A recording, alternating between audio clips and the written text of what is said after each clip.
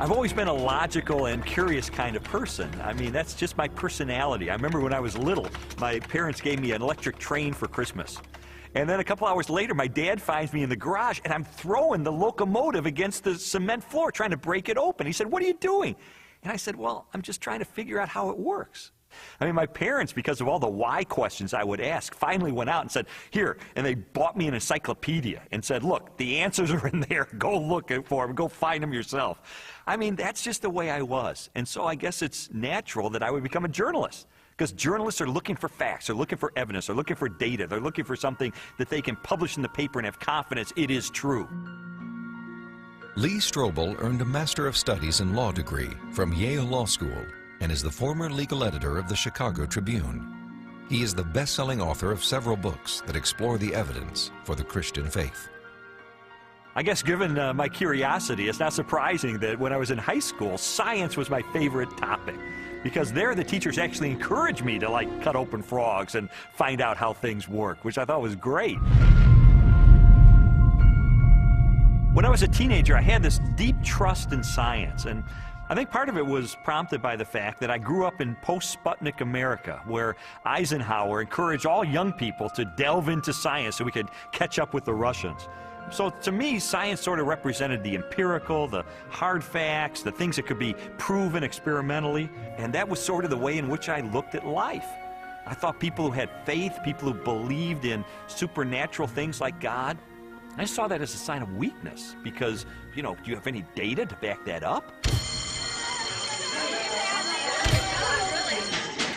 In the autumn of 1966, Strobel's interest in science led to a life-changing decision.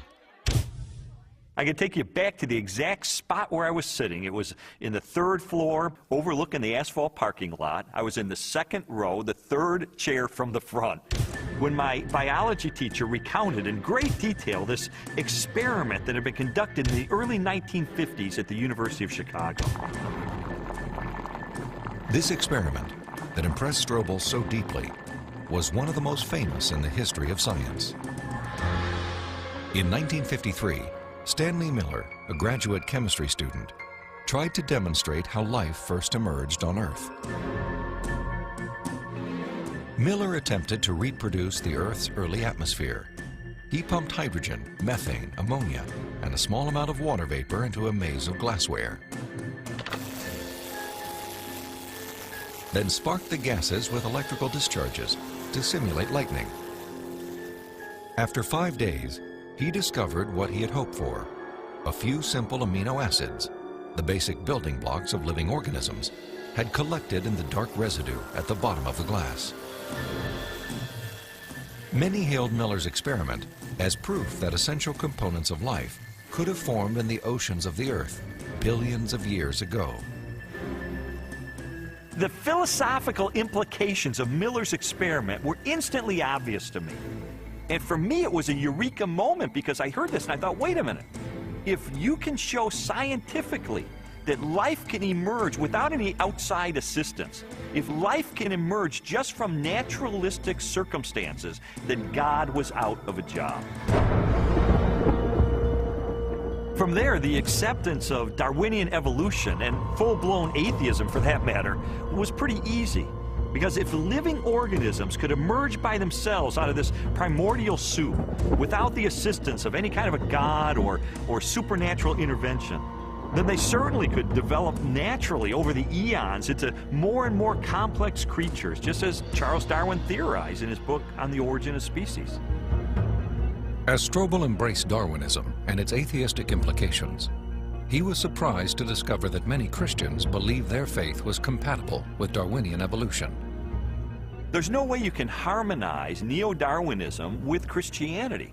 I could never understand Christians who would say, well, you know, I believe in God, and yet I believe in evolution as well.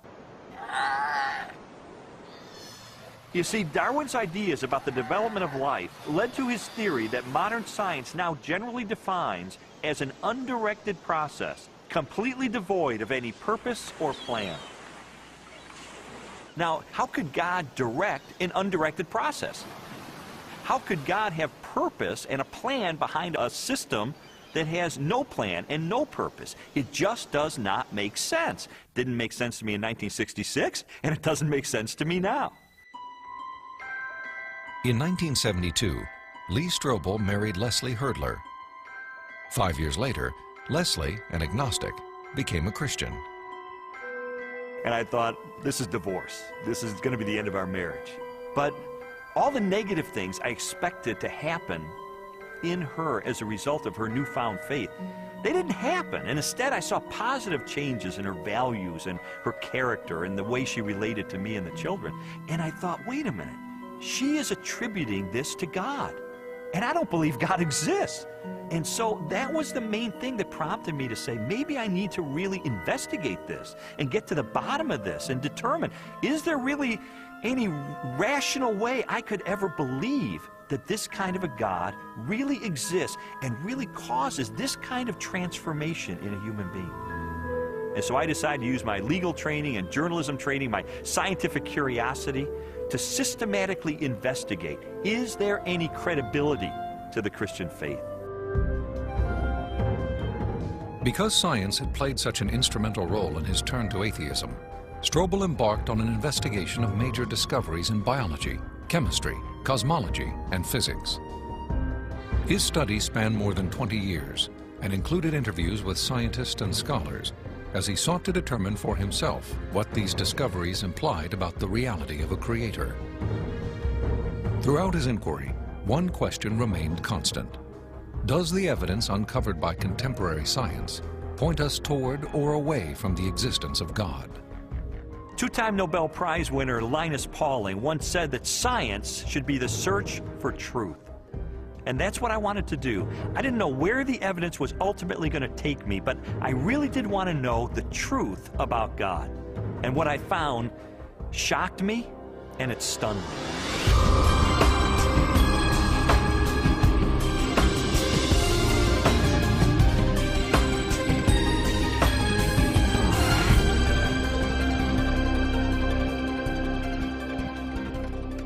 Strobel's search began with an examination of evidence that challenged materialistic theories of life's origin.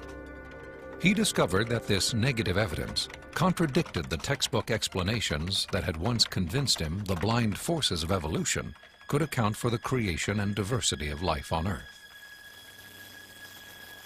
A good example of negative evidence is the 1953 Origin of Life experiment by Stanley Miller, the one that helped lead me into atheism in the first place. As biologist Jonathan Wells explained to me, Miller's experiment has now been thoroughly discredited. Stanley Miller put together a glass apparatus, and in that apparatus he put a mixture of gases that people at the time thought reflected the atmosphere of the early Earth. And those gases were methane, ammonia, hydrogen, and water vapor. But then the professional opinion of what was there on the early Earth changed. In the 60s, geochemists revised their hypothesis and decided that the hydrogen, being very light, would have escaped into outer space. The Earth's gravity isn't strong enough to hold it. And probably the early Earth's atmosphere then consisted of what we now see coming out of volcanoes today, namely carbon dioxide, nitrogen, and water vapor. Well, if the early Earth's atmosphere consisted of those gases, then Stanley Miller's experiment would not work. In fact, he himself tried it with those gases, and he found that he couldn't produce any amino acids at all. So the experiment falls apart once you use a more realistic mixture of gases in the apparatus. Miller's test has been repeated many times using the correct atmospheric components. The results are always the same. The amino acids that generated so much enthusiasm in 1953 do not appear. Even if Miller's experiment were valid, you're still light years away from making life. It comes down to this. No matter how many molecules you can produce with early Earth conditions, plausible conditions, you're still nowhere near producing a living cell. And here's how I know. If I take a sterile test tube and I put in a little bit of fluid with just the right salts, just the right balance of acidity and alkalinity, just the right temperature, the perfect solution for a living cell. And I put in it one living cell. This cell is alive. It has everything it needs for life. Now I take a sterile needle and I poke that cell, and all its stuff leaks out into this test tube. You have in this nice little test tube all the molecules you need for a living cell. Not just the pieces of the molecules, but the molecules themselves. And you cannot make a living cell out of them. You can't put Humpty Dumpty back together again. So what makes you think that a few amino acids dissolved in the ocean are going to give you a living cell? It's totally unrealistic. Stanley Miller's experiment was not the only unsuccessful attempt to explain how life originated. Beginning with Russian chemist Alexander Oparin's work in the 1920s, theorists have also proposed chance, chemical attraction, and biological seeding from outer space as possible answers. Each has failed to account for how non-living chemicals could have arranged themselves into the most basic components of the first living cell. Strobel's research ultimately led him to conclude that materialistic explanations for the origin of life were deeply flawed. And his examination of negative evidence did not end with the question of first life. He also learned of weaknesses in the most celebrated icon of Darwinian evolution. In Darwin's book on the origin of species, there's only one illustration. It's called the Tree of Life. Darwin used it to explain how every species of animal and plant that ever existed on Earth had evolved from the same common ancestor through small, gradual steps over enormous periods of time. Even though Darwin's Tree of Life is included in virtually every biology textbook published over the last half-century, contrary to what we've been told, there is no conclusive evidence of the common origin of all life.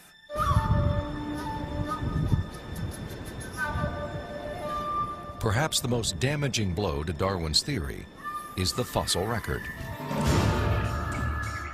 If all living organisms have descended from the same primitive life form, then the rock strata of the Earth should be filled with the fossilized remains of animals that were once part of a great evolutionary chain. A chain of small biological modifications, ultimately leading to a spectacular diversity of life.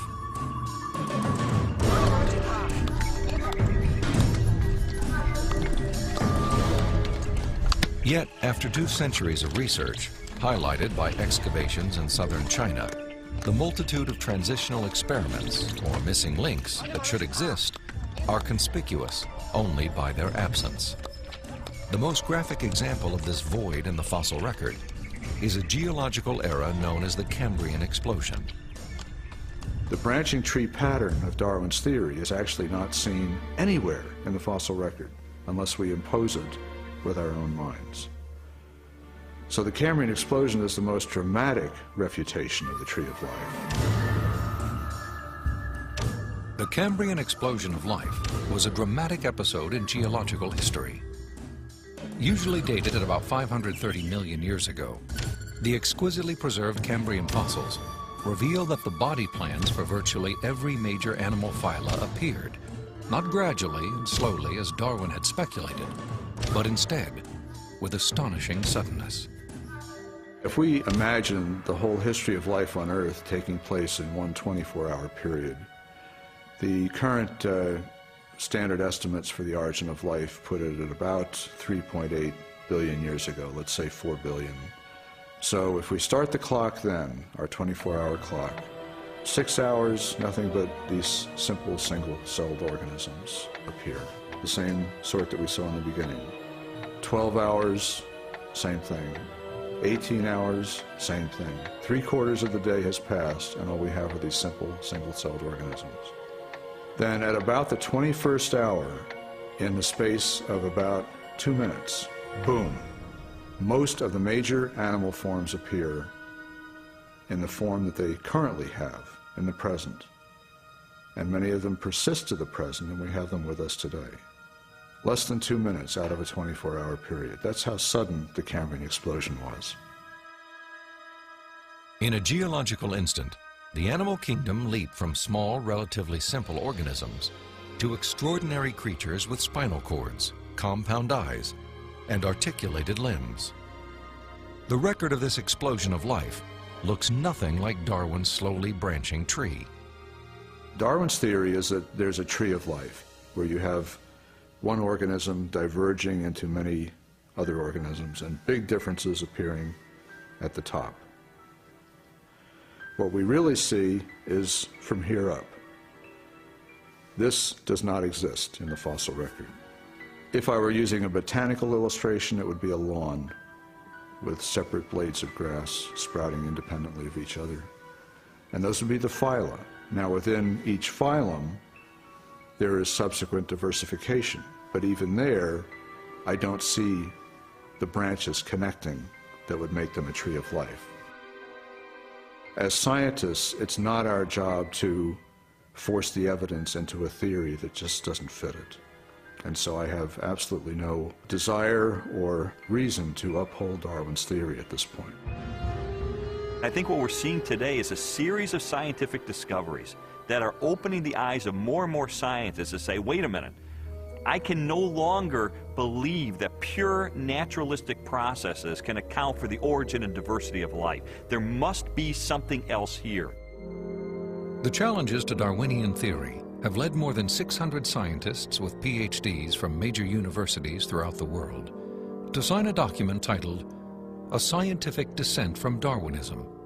It reads in part, "We are skeptical of the claims for the ability of random mutation and natural selection to account for the complexity of life." These are scientists with PhDs from Stanford and Berkeley and University of Chicago and Cambridge, major universities, who've looked hard and fast at the evidence and have walked away saying, I am not convinced. Maybe there's another explanation. Personally, the negative evidence forced me to conclude that Darwinism would require a blind leap of faith that I just had no good reason to make. Strobel's rejection of Darwinism and materialistic science was also based on a large body of positive evidence for intelligent design. Evidence he first confronted in the science of cosmology, which explores the origin of the universe.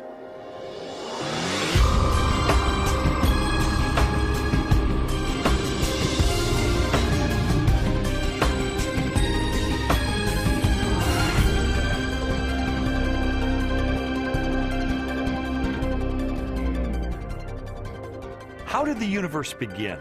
What is its source? Few questions have generated as much controversy through the centuries or inspired as many impassioned opinions.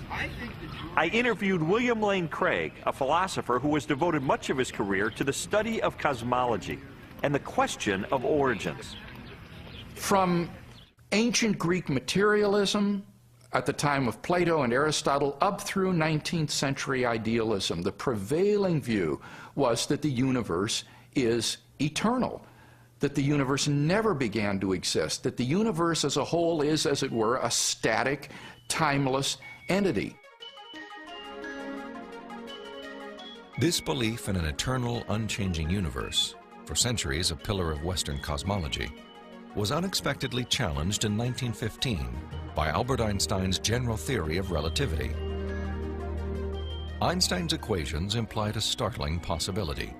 The cosmos was not static, but instead existed in a continual state of either contraction or expansion.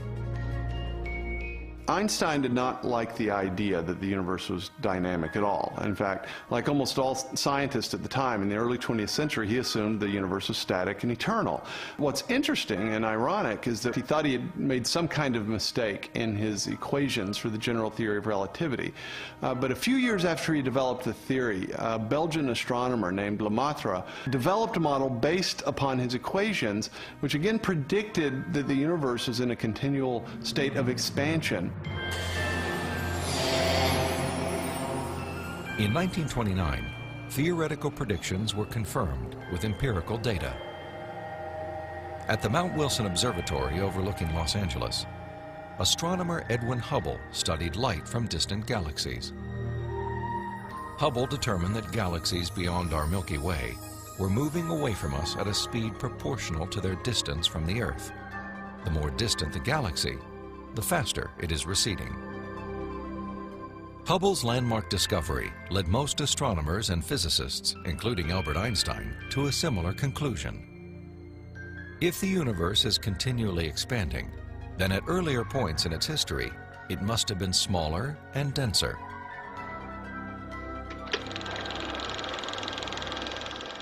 I think a good way to visualize this is to imagine that the history of the universe has somehow been photographed and made into a movie that we could play on a projector. As the projector runs forward, we watch the universe as it continually expands. But if the projector were to be stopped and were switched into reverse to make the movie run backward, then instead of watching the galaxies move farther and farther apart from each other, we'd see them draw closer and closer together.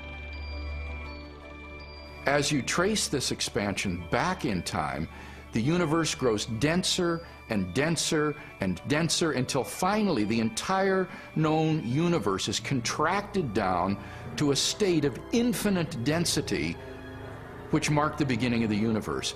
At this point, which cosmologists call the singularity, all matter and energy, physical space and time themselves came into being.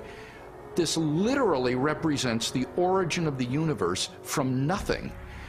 So the startling implication of Hubble's discovery was the temporal finitude of the universe, that the universe had an absolute beginning at some point in the finite past.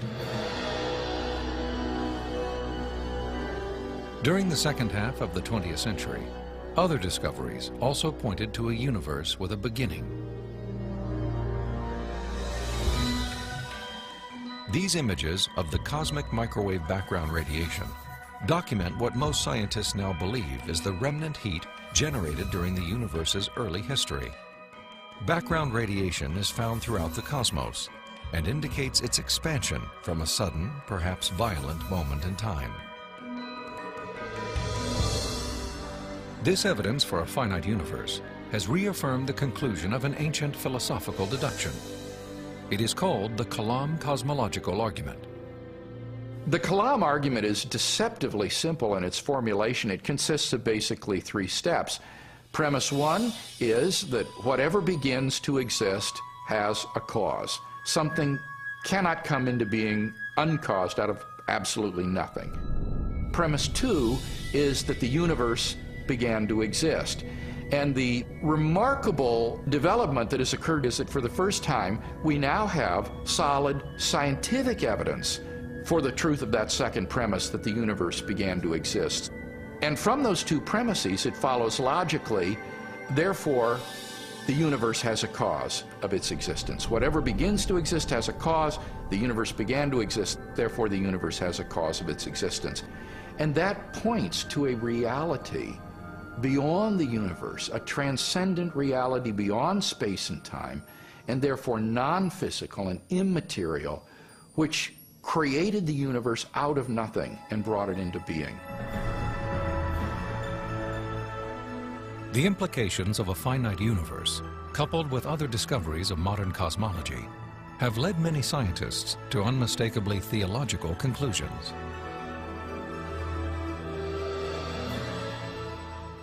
There is no ground for supposing that matter and energy existed before and were suddenly galvanized into action.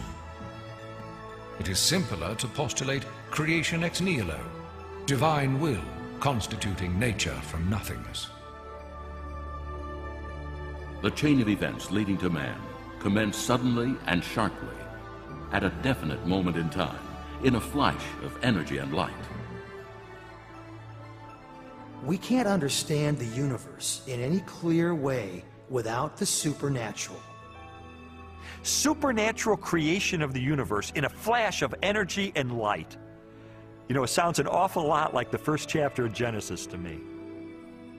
Today, the vast majority of even the most skeptical astronomers and cosmologists believe that the universe had a beginning. This belief isn't based on some theological doctrine. It's based on scientific evidence. And I think if we follow the evidence wherever it points, It points clearly and powerfully and persuasively in the direction of a creator.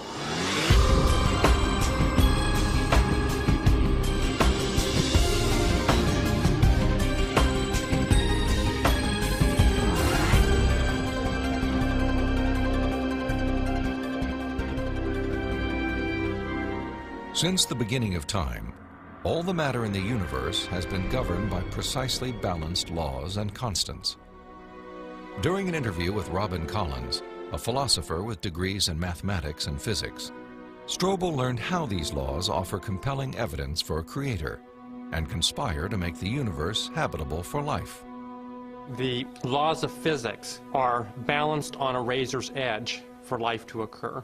For example, if you didn't have something like gravity that pulled matter together, you would never get planets, you wouldn't get stars, you wouldn't get any complex organisms. If you didn't have the strong nuclear force, there would be nothing to hold protons and neutrons together in the nucleus. And so you wouldn't have any atoms, so no chemistry. If you didn't have the electromagnetic force, you would have no bonding between chemicals. You would have no light, and the list goes on. So you need all these sorts of fundamental principles have to be in place in order for life to occur. Wipe out one of those principles, wipe out one of those laws, no life. Strobel learned that life also hinges on the precise strengths and relative values of many different physical constants. One example of this fine-tuning is the force of gravity. Imagine a ruler divided up into 1-inch increments and then stretched across the entire universe, a distance of some 14 billion light years. For the purposes of illustration, the ruler represents the possible range for gravity. In other words, the setting for the strength of gravity could have been anywhere along the ruler, but it just happens to be situated in exactly the right place so that life is possible. Now, if you were to change the force of gravity by moving the setting just 1 inch compared to the entire width of the universe, the effect on life would be catastrophic. No large-scale life forms could exist. Anything that was more than the size of a pea would be completely crushed. So you might be able to get life of a very, very primitive sort, such as bacteria, but you could never get conscious observers. The strength of gravity is just one of at least 30 separate parameters that must be finely tuned to produce a life-sustaining universe. Another example is the cosmological constant. The cosmological constant describes the expansion speed of space in the universe. If space expands too quickly, then the universe will spread out so quickly that material objects can't form. So you can't get stars and galaxies and planets and the types of things that we, of course, take for granted in our universe. Physicists have determined that the cosmological constant is fine-tuned to 1 part in 100 million billion billion billion billion billion. Such precision has been compared to traveling hundreds of miles into space, then throwing a dart at the Earth and hitting a bullseye measuring 1/trillionth of an inch in diameter, an area less than the width of a single atom. Just consider those two parameters, gravity and the cosmological constant. Their level of fine-tuning is to a precision of 1 part in 100 million trillion, trillion, trillion, trillion, trillion, trillion. I mean, that's like 1 atom in the entire known universe. This fine-tuning is also evident at the atomic level. The strong nuclear force binds atoms together. If the strength of this force were to decrease by 1 part in 10,000 billion billion billion billion, the only element left in the universe would be hydrogen. Again, chemical life would not be possible. The fine-tuning of the laws and forces of physics is so precise that few theorists are comfortable invoking mere chance as an explanation, unless our universe is not the only roll of the dice. if the universe looks like it's fine-tuned for complex life, maybe there's a fine-tuner. Maybe it was fine-tuned for life. And this has certain unsavory theological implications. And so it's not surprising that those committed to a fundamentally materialistic view of reality would try to find an escape hatch. And the most popular escape hatch for this theological implication of fine-tuning is this idea of multiple universes. As its name suggests, the theory of multiple universes proposes that our universe is not alone. Instead, it is part of a vast ensemble of universes, each with a different set of laws and constants. If there's only one universe, then the conclusion that the universe looks fine-tuned because it is fine-tuned is inescapable. But if our universe is just one of a vast set, then you seem to have more resources to play with. Chance gets a new lease on life. I sometimes try to imagine what physicists have in mind that postulate this idea of multiple universes. I mean, what would the generator look like that creates them? Maybe it's like a giant monolith that has dozens of different dials, each of which has to be set to the right physical constant. If we think of these parameters as dials, each of the dials is different. So if you produce enough universes with enough different dial settings, eventually, just by chance, you get one just right. So you might have to produce a trillion universes. But eventually, if you have a generator that's just spitting out just an enormous number of them, then it gets the right dial setting. And then, by just chance, you get conditions right for life. So it's a huge cosmic lottery. That's the idea. It's an interesting idea. I mean, there's really only one problem with it. There's no independent evidence that it's true. Besides, it really just pushes the question back a step, because we could still ask, who built the generator? The suggestion of multiple universes strikes me as a desperate attempt to explain away the obvious, which is that the universe is finely tuned by an intelligence to sustain complex life. An intelligence that must be beyond the constraints of time and space.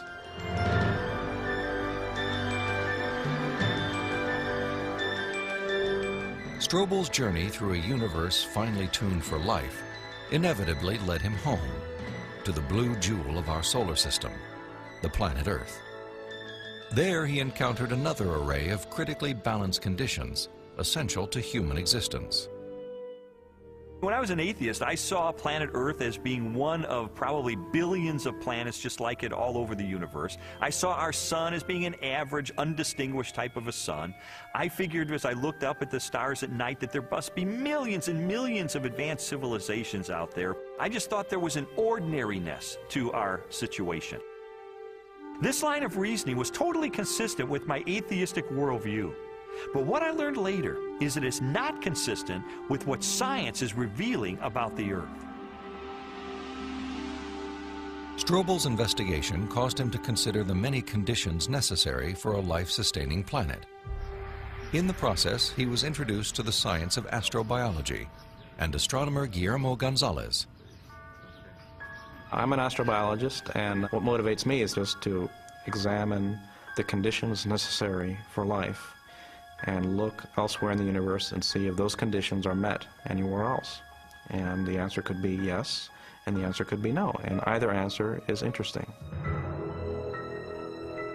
For more than a decade, Guillermo Gonzalez has researched the characteristics of a planet required to support complex life. Estimates vary, but a current list of these factors would number at least 20 and include an oxygen-rich atmosphere, liquid water and large continental landmasses, a home star of the right temperature and mass, an orbital path that is neither too far nor too close to the home star, a moon large enough to stabilize the tilt of the planet's axis and the movement of its tides, a magnetic field strong enough to deflect the sun's radiation,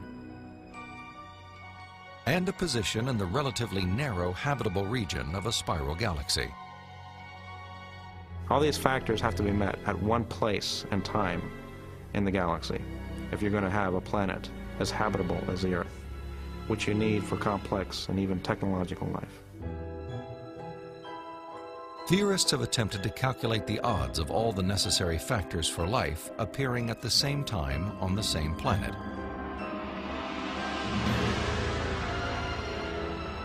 A conservative estimate is 1 chance in 10 to the negative 15th, or 1/1000th of 1 trillionth.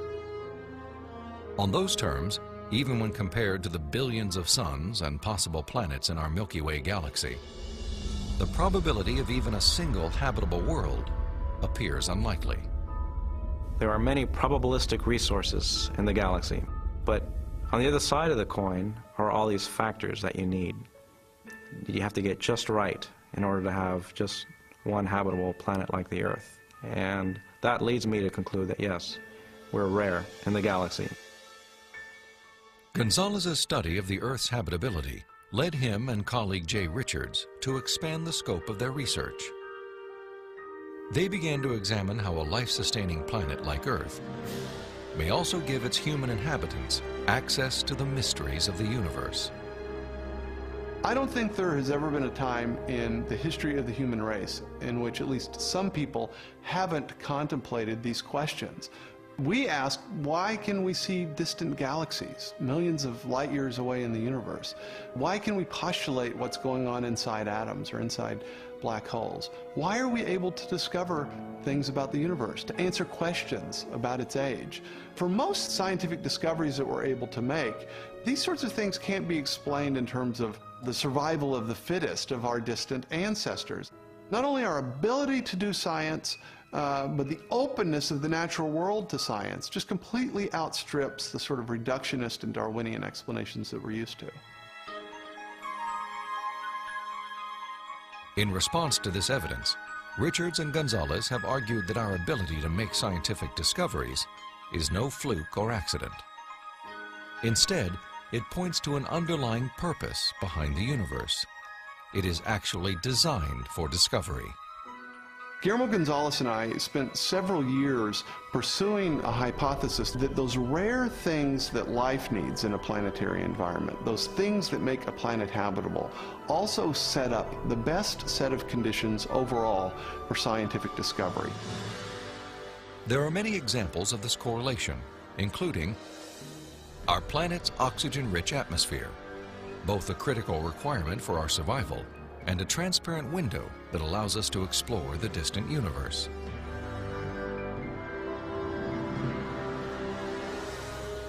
The Earth's precise distance from the Sun and the size of its moon and home star.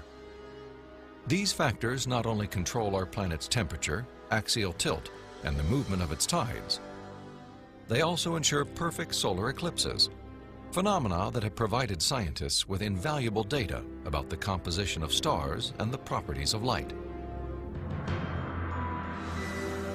And our location in the Milky Way. The Earth is positioned between two spiral arms within a relatively small region where life is possible. As a result, we enjoy an excellent platform for clear, unimpeded views of our galaxy and the rest of the cosmos. I think God intentionally created a habitat for us that allows us to see Him through the creation that He has left behind. And this habitat is conducive for us to do scientific research. It didn't have to be that way, but it is. Why? Because I believe that by doing science, we find God.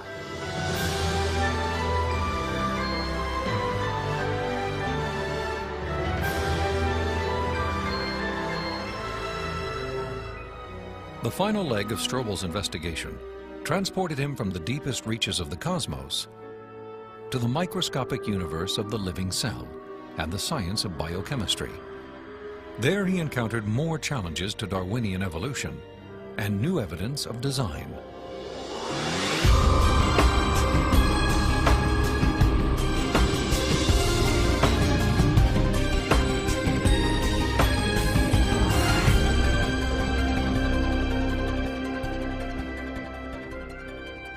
Throughout the second half of the 20th century, spectacular technologies revolutionized scientific understanding of the cell, the basic unit of life.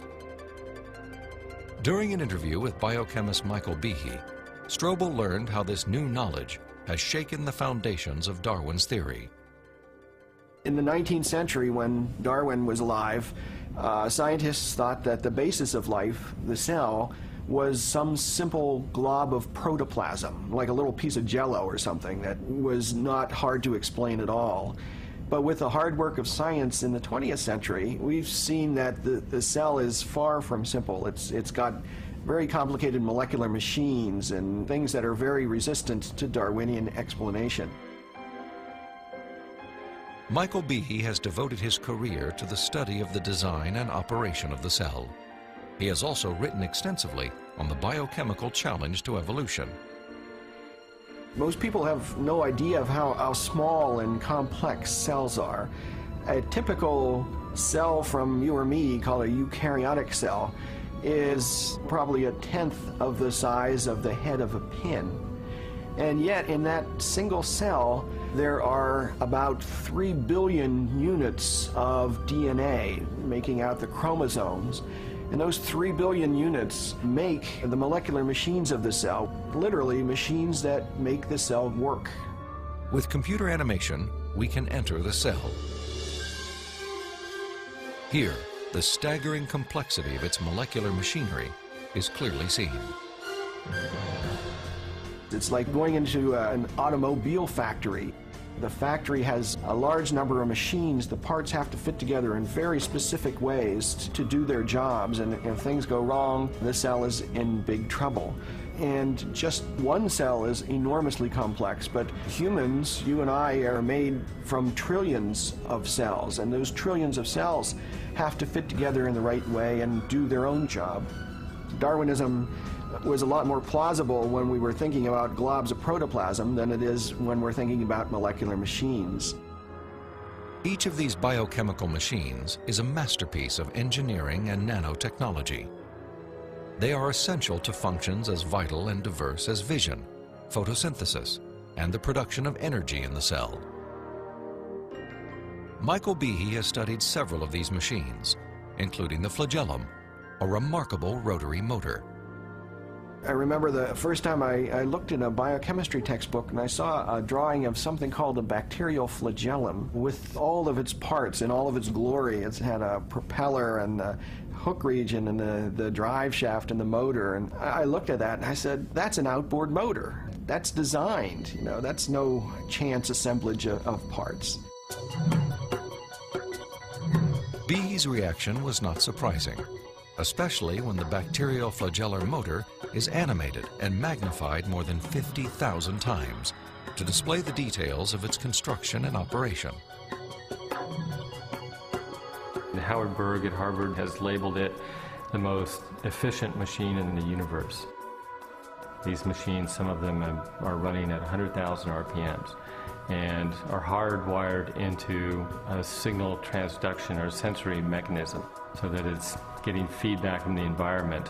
It's got some tail proteins which act as the propeller. When the flagellum rotates, these push against the water and therefore push the bacterium forward. And the motor uses a flow of acid from outside of the cell to the inside of the cell to power the turning. The bacterial flagellum has 2 gears, forward and reverse, water-cooled, proton motive force. It has a stator, it has a rotor, it has a U-joint, it has a drive shaft, it has a propeller. It's not convenient that we give them these names. That's truly their function. In all, about 40 different protein parts are required to build a flagellar motor. Half of them are constructor proteins, specialized mechanisms that assemble the flagellum's individual components. Since its discovery, biologists have tried to understand how a machine of such superb design could have arisen gradually, without foresight or plan, through the biological pathway Darwin envisioned. I think what Darwin was trying to show was that things that look designed aren't really designed, but that we can find naturalistic processes to account for the complexity of life. Darwin theorized that every part of every living organism evolved through natural selection, a blind process that acts upon random changes in the cell. Darwin believed that, given enough time, These random variations would transform the simplest cells into the great diversity of life that inhabits our planet. In his study of evolution and molecular machines, Michael Behe has raised a significant challenge to the creative power of Darwin's mechanism of natural selection. It is called irreducible complexity. Irreducible complexity was coined by Mike Behe in describing these molecular machines. Basically what it says is that you have multi-component parts to any given organelle or system in a cell, all of which are necessary for function. That is, if you remove one part, you lose function of that system. Irreducible complexity can be illustrated by a familiar, non-biological machine, a mousetrap. The trap is composed of 5 basic pieces: a catch to hold the bait, a strong spring, a thin bent rod called the hammer, a holding bar to secure the hammer in place, and a platform upon which the entire system is mounted. If any one of these parts is missing or defective, the mechanism will not work. All components of this irreducibly complex system must be present simultaneously for the machine to perform its function. Catching mice.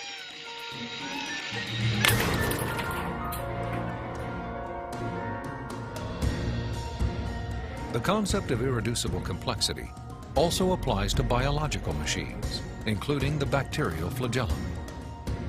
All told, there are about 40 different protein parts which are necessary for this machine to work.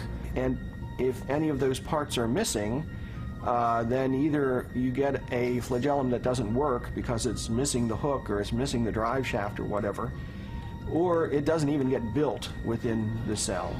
You can't put something like that together gradually because they need a large number of parts interacting with each other at the same time before they work at all.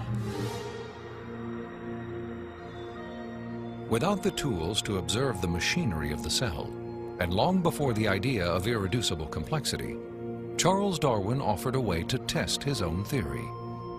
In Origin of Species, he wrote, "If it could be demonstrated that any complex organ existed, which could not possibly have been formed by numerous, successive, slight modifications, my theory would absolutely break down." Darwin acknowledged that if someone identified a biological system that could not have been constructed in incremental steps over long periods of time, then his theory would be invalid. And what Michael Behe and others have discovered is the existence of biological machinery that cannot be explained away by Darwinian processes. Darwin's failed predictions have in fact falsified his own theory.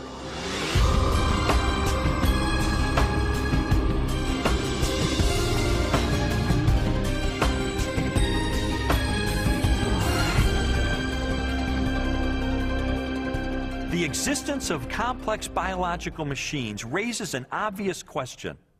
If natural selection wasn't the agent of their construction, then what was? The centerpiece of my investigation was an interview with philosopher of science, Dr. Stephen Meyer. Meyer, who holds a PhD from Cambridge University, brought me face to face with the most efficient information processing system in the universe. The DNA molecule and its language of life. The discovery of the information-bearing properties of DNA and RNA is a fundamental challenge to all materialistic theories of the origin of life. Neo-Darwinism and its associated theories of chemical evolution and the like will not be able to survive the biology of the information age, the biology of the 21st century. Meyer's conclusions are based upon his understanding of the DNA molecule and the genetic instructions that are locked within the nucleus of living cells. In 1953, when Watson and Crick elucidated the structure of the DNA molecule, they discovered that DNA was a carrier of genetic information in the form of a 4-character digital code. That is to say that DNA functions like a software program, only more complex than anyone has ever created or devised. For a biological system to run and operate, it needs genetic information to build the proteins and protein machines that cause the cells to maintain their function. This information is stored in a precise arrangement of 4 chemicals that scientists represent with the letters A, C, T, and G. Sequences of these chemicals provide the instructions necessary to assemble complex protein molecules that in turn help form structures as diverse as eyes, legs, wings, and hearts. This code has been called the language of life, and it is the most densely packed and elaborately detailed assembly of information in the known universe. Geneticist Michael Denton has estimated that the amount of biological information necessary to build all of the proteins in all of the species of organisms that have ever existed on planet Earth could be held in a single teaspoon. And we'd still have room left over for all of the information contained in every book ever written. The more I learned about DNA, the more I understood the significance of what Stephen Meyer called the most fundamental question facing biology today. Where did the information in DNA come from? How did it arise in the first place? Well, lots of people have wanted to explain the origin of information by reference to the laws of physics and chemistry, or by reference to the chemical properties of the constituent parts of the DNA. But that would be like saying that you could explain the information in this morning's New York Times headline by reference to the physics and chemistry of ink bonding to paper. There is a chemical explanation as to why the ink sticks to the paper, but that does not explain the way the ink got arranged to convey a message that could be understood by speakers of the English language. Information requires a material medium, but it transcends the material medium. An explanation for the origin of the genetic instructions needed to build the first life is the holy grail of 21st century biology. Theories proposing that this information arose through natural selection acting upon non-living molecules, or the self-organizing power of chemicals in a primordial soup, have repeatedly failed. Even time and blind chance, the oft-invoked saviors of implausible biological scenarios, have fallen far short as accounts for the source of the instructions in DNA. Mathematicians, for example, have calculated that a universe filled with monkeys, typing relentlessly throughout the oldest estimated age of the cosmos, would have no realistic chance of producing Shakespeare's play Hamlet, let alone a transcript of the genetic information required to build even the simplest living cell. Based on our uniform and repeated experience, which is the basis of all scientific reasoning about the past, there is only one known cause for the origin of information, and that cause is intelligence.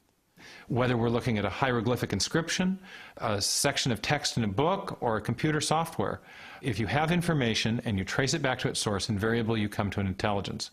Therefore, when you find information inscribed along the backbone of the DNA molecule in the cell, the most rational inference, based on our repeated experience, is that an intelligence of some kind played a role in the origin of that information. The implications of the scientific evidence, coupled with Meyer's logic, are profound. If we are finding information inside every cell and every living creature, could that not be, in a sense, the signature of a creator?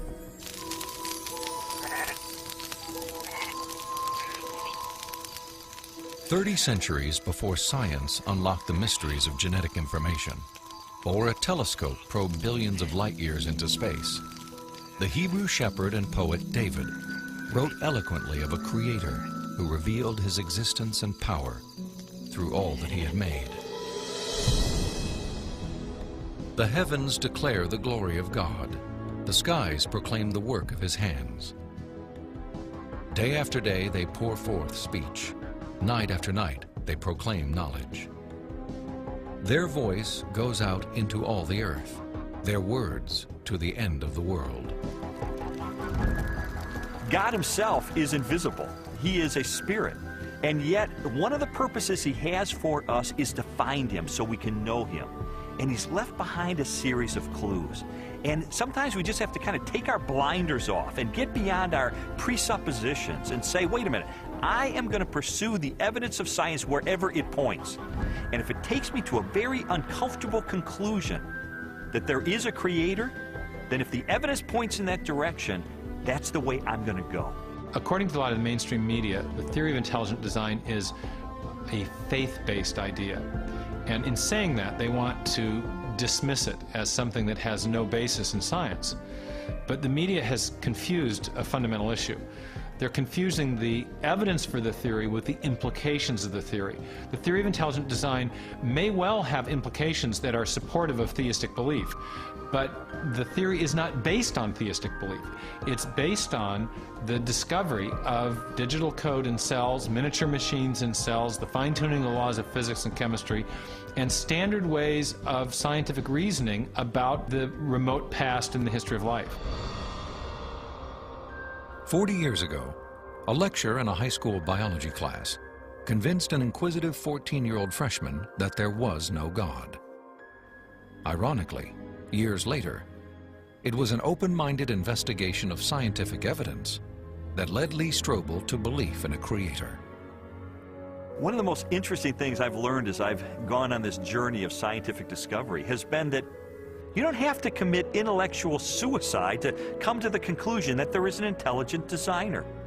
Because today, science is pointing more directly and more powerfully toward a creator than any other time in the history of the world. I was trained in journalism and law to respond to truth. I had to take a step of faith in the same direction that evidence is flowing, which is logical and rational. We do that every day of our life. We make steps of faith based on the evidence that we perceive. And so it was the most logical and rational step I've ever taken to put my faith in the creator that science tells me exists.